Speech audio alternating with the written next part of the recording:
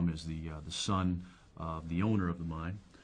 So he's grown up in the mines that we are actually in as we speak, and knows him fairly well. Was kind of pinned as the sole responsible party to the accident that happened back in I think they're pinning it in 1998 or 1999 when all the miners died.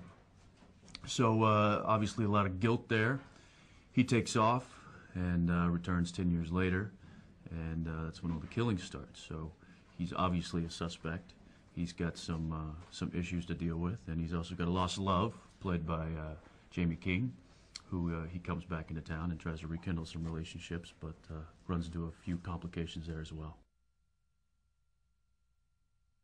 It takes place in generally a coal mining community, based around a group of guys that went down 10 years prior to when the movie is taking place, and they get trapped, and one guy makes it out alive and is a little messed up because of it. So his personality, or his psyche gets a little twisted, and he goes back and takes revenge on the town for having gone through what he went through. And then we pick up 10 years later, and people start dying again, and then everybody thinks that it's the return of the scary Harry Warden, and we come to find out that it could be a number of different people. You know, it is a very intimidating character, and you know, I've obviously shot a few scenes with him, and you know, just the gas mask and the light, you know, just this piercing light that kind of blinds you as you look at him. You know, he's all blacked out. He's got the whole garb on. And it's very menacing. You know, you don't know who's behind it. It's this all, you know, these old gas masks, and so it definitely lends itself to being a very, very frightening figure in the movie.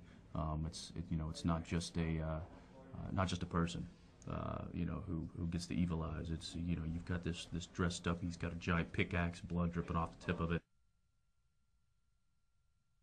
I think the fact that it's not just a you know, girl running through the woods, falls on a stump and can't get up, and the guy catches up with her, and it's just some lumbering, stalking, you know, killer.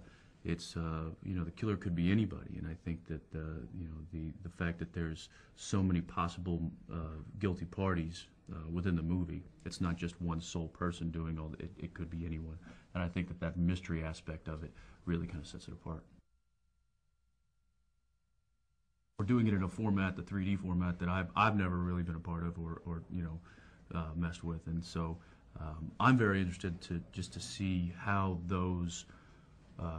how this story unfolds in that kind of a dimension and in that kind of a format.